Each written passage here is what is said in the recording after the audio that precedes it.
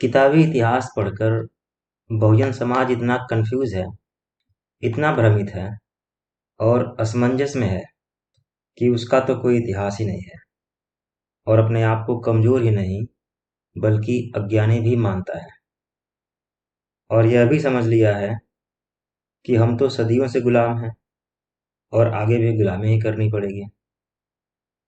तो भाई साहब, जब दूसरों का पुरोहितों का लिखा हुआ इतिहास पढ़ेंगे तो हमेशा सेवक, गुलाम, नीच, शूद्र और अछूत जैसे शब्दों के साथ परिभाषा दिया हुआ ही मिलेगा।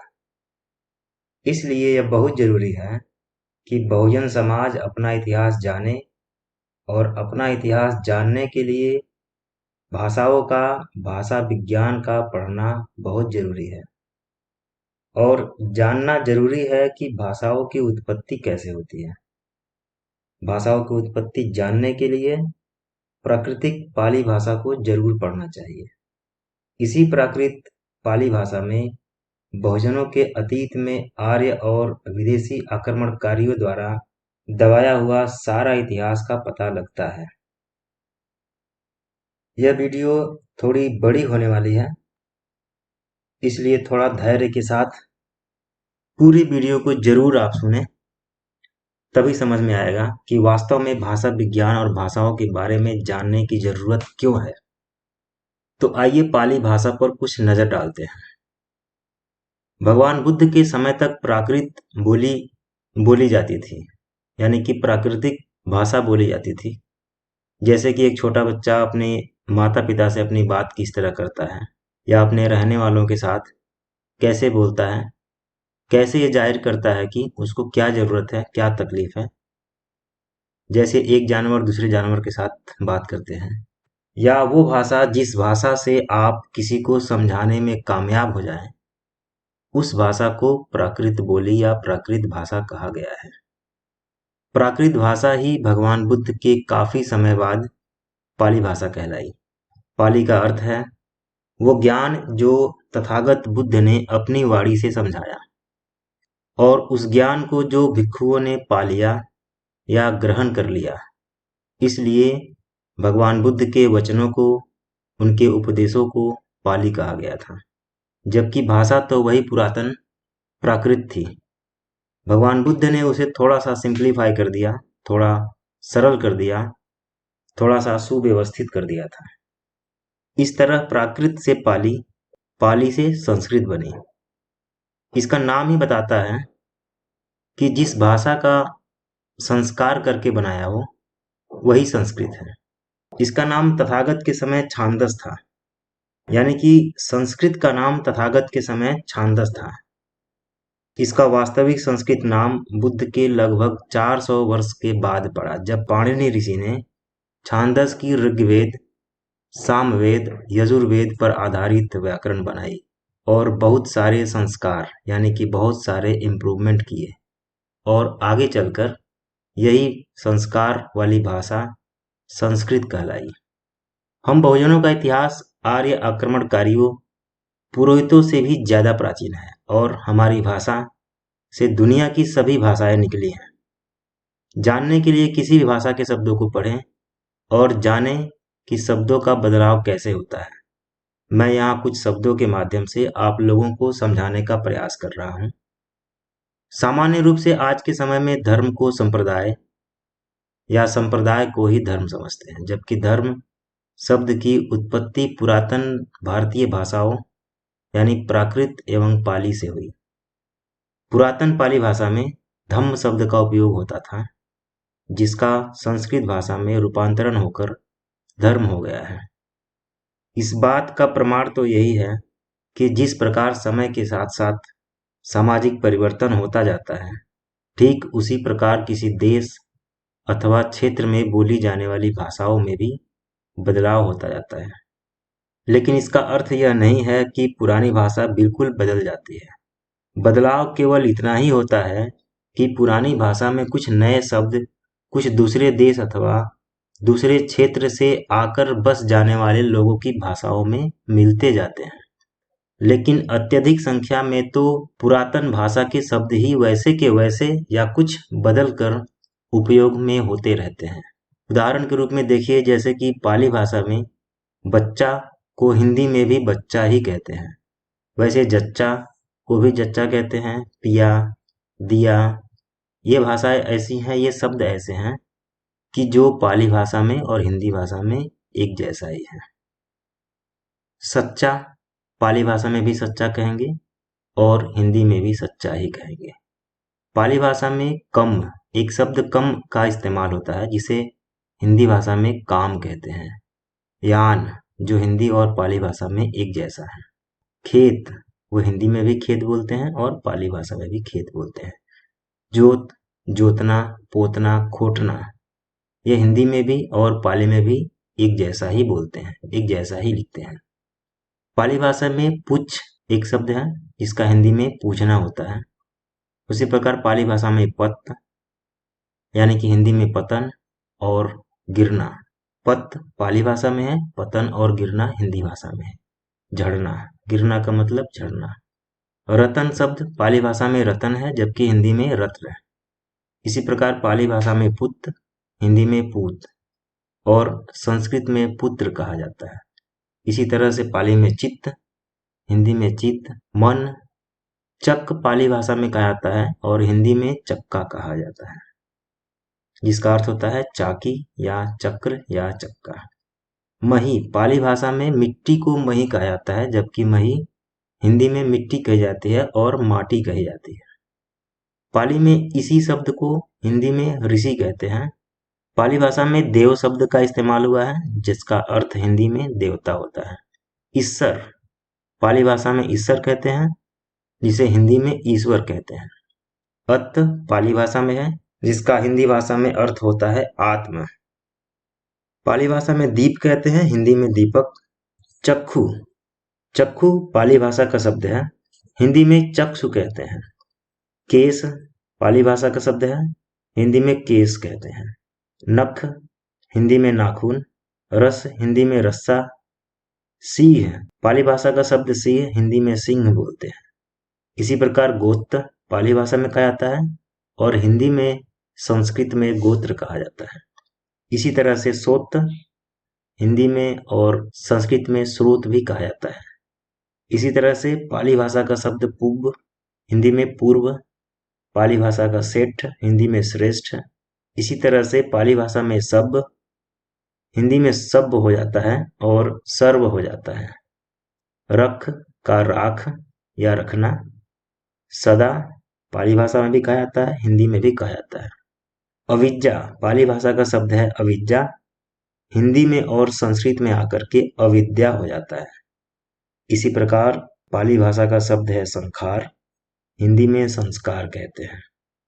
रुख पाली भाषा का शब्द है जिसका अर्थ होता है वृक्ष, हिंदी में वृक्ष कहा जाता है।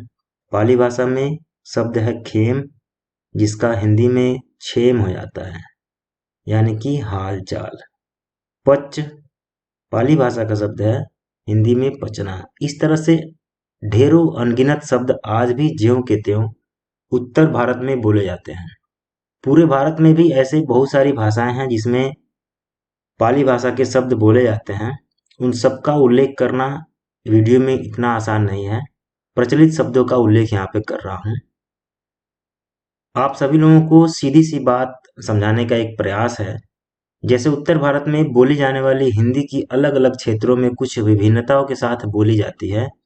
जिस प्रकार आप देखेंगे कि एक वाक्य है क्या कर रहा है, यह हिंदी का वाक्य है, जिसे मुरादाबाद के आगे वाले क्षेत्र में कहेंगे के कर रो है, और बिजनौर वाले क्षेत्र में कहेंगे क्या कर रिया है, और गंगा पार के क्षेत्र मुजफ्फरनगर, मेरठ, बागपत आदि में यही वाक्य कहेंगे के करन लागरास है।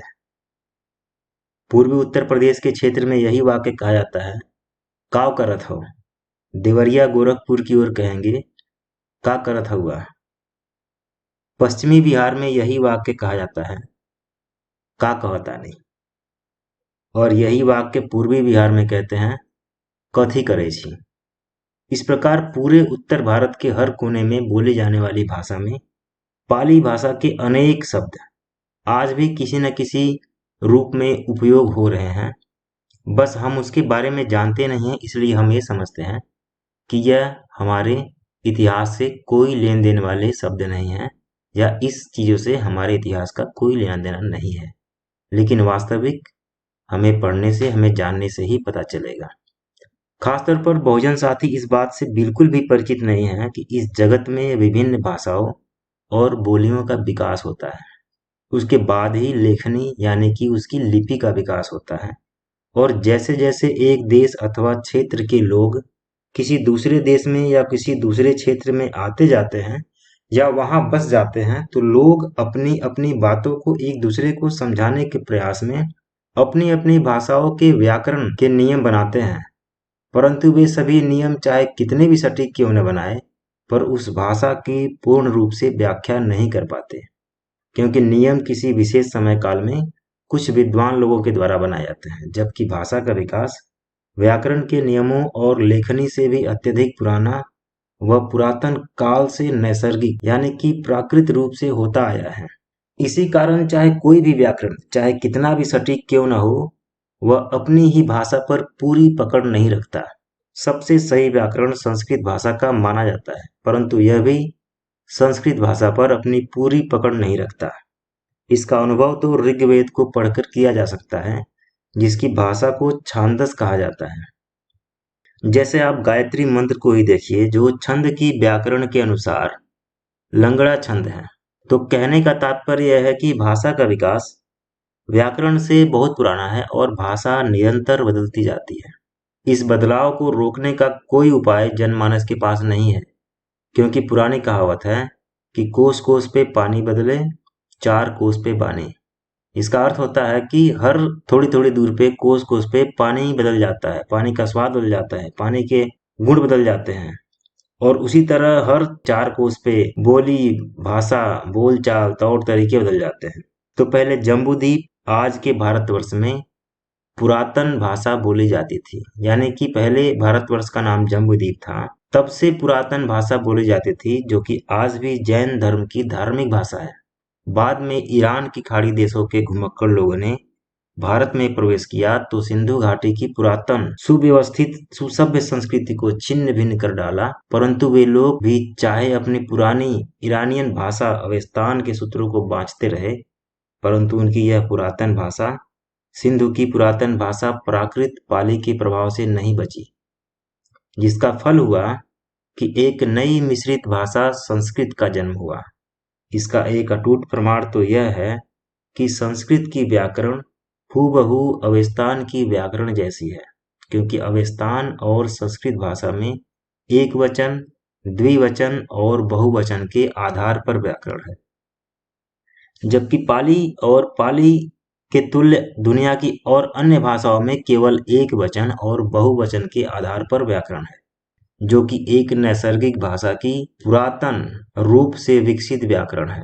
परंतु सिंधु की प्राकृत भाषा के प्रभाव को हम संस्कृत में साफ साफ देख सकते हैं कि संस्कृत में प्राकृत पाली के शब्दों को ऐसे का ऐसे ही या थोड़ा बदल करके, विकृत करके प्रयोग किया गया है। अब पाली भाषा संस्कृत भाषा का कुछ उदाहरण देखते हैं। उदाहरण के लिए जैसे पुरुष पाली भाषा का शब्द है, जिसे संस्कृत में पुरुष कहते हैं। इसी पाली भाषा का शब्द है, संस्कृत में ऋषि कहते हैं। ई के जगह पे री का उपयोग कर दिया गया है। इसी प्रकार पाली भाषा में इत्थि, संस्कृत में स्त्री। पाली भाषा का शब्द ईश्वर, संस्कृत में ईश्वर। पाली भाषा में मग, वही संस्कृत में मार्ग। पाली भाषा का शब्द बाल, संस्कृत में बालक। पाली भाषा का शब्द है सच, जो संस्कृत में सत्य बन जाता है। पाली भाषा का शब्द है सत्य, जिसका अर्थ होता है जीव, जबकि वह संस्कृत में सत्व कहलाता है। इसी प्रकार पाली भाषा का शब्द वसल, जो नीच होता है, जिसका अर्थ उसे संस्कृत में वृषल कहते हैं। पाली भाषा का शब्द है कम्म, जिसको संस्कृत में कर्म कहते हैं। इसी प्रकार पाली भाषा का शब्द है खेम, जो संस्कृत में क्षेम हो जाता है। मैंने पीछे ही बताया था आपको कि क्षेम मतलब हाल चाल। इसी प्रकार पाली भाषा का शब्द गोत्र, जो संस्कृत में गोत्र कहलाता है। चक संस्कृत में चक्र हो जाता है। चित्त संस्कृत में चित्त। प्रिय जो पाली भाषा का शब्द है और संस्कृत में इसे प्रिय बोलते हैं। इसी शब्द से मिला जुला शब्द पियहर होता है, यानी मायका नैहर, जिसे पीहर बोलते हैं कहीं कहीं। आज भी भारत में यह शब्द कई जगहों पर इस्तेमाल होता है। इसी शब्द से मिलकर के प्रियजन बनता है। पाली भाषा का शब्द है धम्म, जिसे संस्कृत में धर्म कहा जाता है। इसी प्रकार पुत्र संस्कृत में पुत्र हो जाता है। मित्र पाली भाषा का शब्द है और संस्कृत में मित्र हो जाता है। यह तो एक छोटा सा उदाहरण है, ऐसे बहुत से शब्द मिलेंगे जो पाली के तुल्य ही, पाली के समान ही संस्कृत में इस्तेमाल किए जाते हैं, बस थोड़ा सा उसमें मॉडिफिकेशन हुआ है।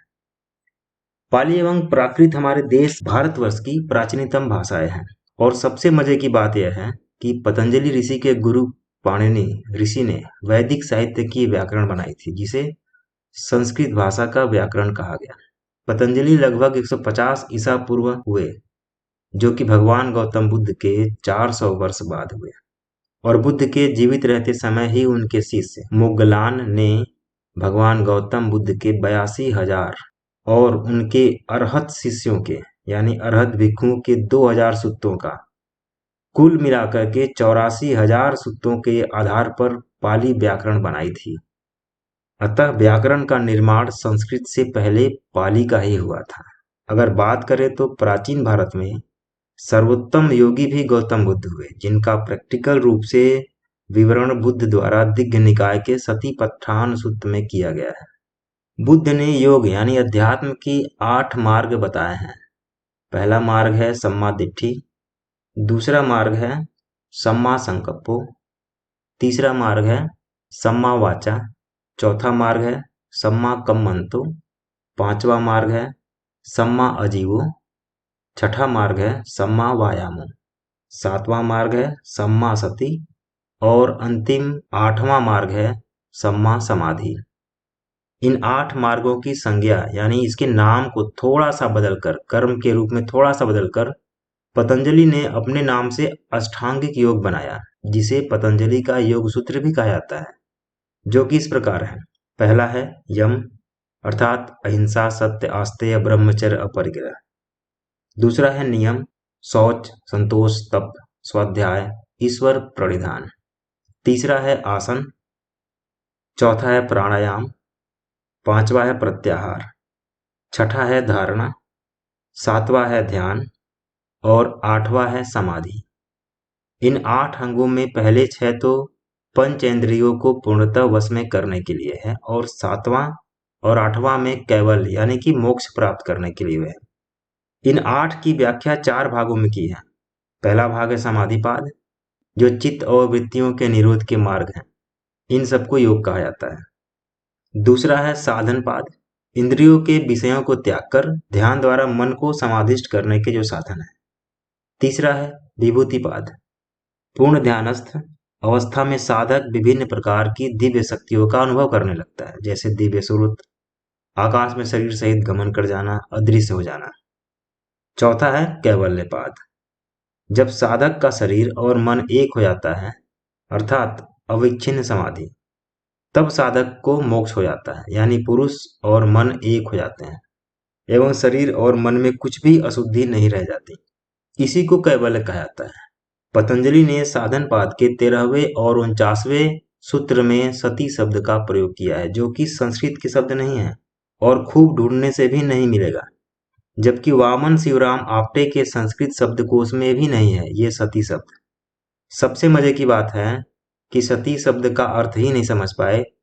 संस्कृत के 13वें सूत्र में जो बताया गया कि जीवित प्राणी भिन्न भिन्न प्रकार के विपाक फल भोगता है, उनके मूल कारण के प्रति सजग होना एवं 49वें सूत्र में प्राणायाम करते समय सजग रहना। जबकि सती शब्द पाली वाङ्मय का एक विशिष्ट शब्द है। इसका अर्थ है कि बुद्ध वचनों का संग्रह।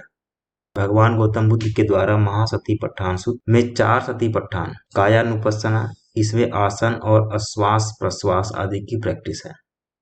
दूसरा है वेदानानुपස්සना, तीसरा है चित्तानुपස්සना, चौथा है धम्मानुपස්සना। इसमें समझाया गया है कि किस प्रकार एक भिक्षु यानी एक साधक विपश्यना के द्वारा सम्यक समाधि प्राप्त करता है।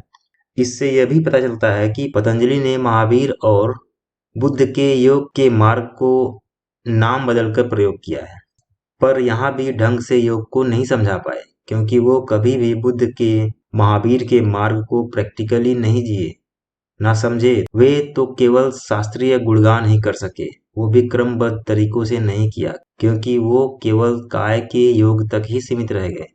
सम्यक ध्यान और कैवल्य को भी नहीं जान पाए, विपස්සना और निब्बान को तो क्या जानेंगे। ये वीडियो थोड़ी सी बड़ी हो गई, लेकिन मैं आशा करता हूँ कि आप लोगों को वीडियो कुछ समझ में आया होगा, पसंद भी आया होगा। इसलिए अगर जानकारी पसंद आई है तो कृपया शेयर करें और लोगों को बताएं।